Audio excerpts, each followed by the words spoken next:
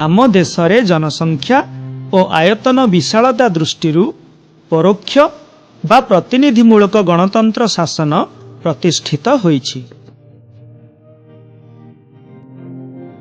सेहिपरि युक्तराष्ट्र America, England, Australia इत्यादि अनेक देशरे एही प्रकार शासन व्यवस्था प्रचलित।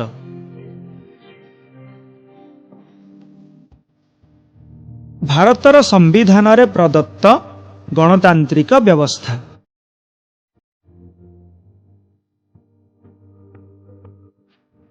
कैबिनेट मिशन रा प्रस्ताव अनुजाई स्वाधीन भारत पाई एक नूतन संविधान प्रस्तुत करने उद्देश्य रे एक संविधान प्रणयन सभा गठन करागला।